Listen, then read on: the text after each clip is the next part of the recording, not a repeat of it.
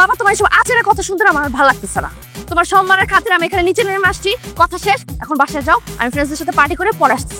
No, কোনো কথা হবে আমার সাথে, তুই এখন বাসায় যা।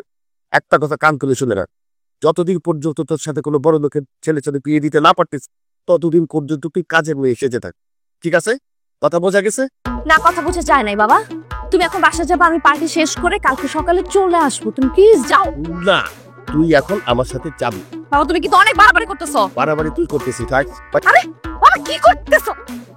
বাবা বাবা হাত ছাড়ো, আমাদের ওয়েট করতেছে। ওয়েট করা লাগবে না।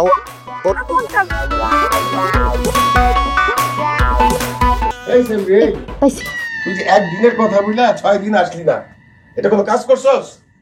এটা বাংলাদেশ না, এটা মালয়েশিয়া। একবার গেলে আর আসার নাম থাকে না। তখন কারণটা কি? আমার আর আমার মেয়ের সমস্ত কাজ করতে হয়েছে। এখন যা, উঠ, ঘর বাড়ি পরিষ্কার কর, মেহমান আসবে।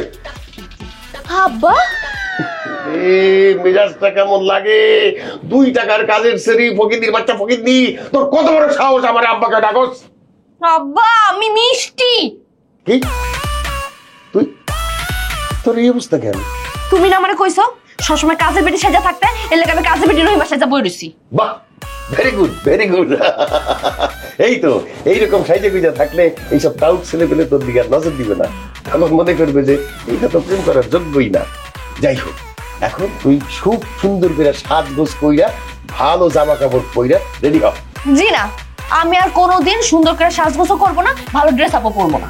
পর ছেলে পক্ষ আইসা যদি তোরে দেখে এইরকম, তুই তো পছন্দ করবে না।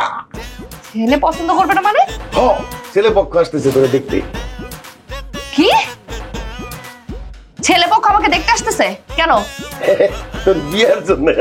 অসম্ভব আব্বা, আমি এখন বিয়ে শাদী করতে পারবো না আব্বা। সামনে আমার একটা ব্রাইট ফিউচার পড়ে আছে, আমি এখন পড়াশোনা করতেছি, তারপর আমি একটা সুন্দর জব নিব, আমি দেশ বিদেশ ঘুরে বেড়াবো, আমার কত কিছু করার আছে জীবনে। আমি বিয়ে শাদী করে এখন আমার জীবনটা নষ্ট করতে পারবো না। আম্মা, তুমি এই জায়গায় বিয়া হইলে তুমি সারা দুনিয়া চইসা বেড়াইতে পারবা, তোমার নখের ডগায় তোমার দুনিয়া নাচবে। তুমি জানো কার সাথে তোমার বিয়ে ঠিক করতেছি? মালয়েশিয়ার সবচাইতে ধনী ব্যক্তির ছেলে। আর এই জায়গায় বিয়ে হইলে আমাদের স্ট্যাটাস কোথায় যাবে জানো? আমি তো দাঁত হয়ে যাবো।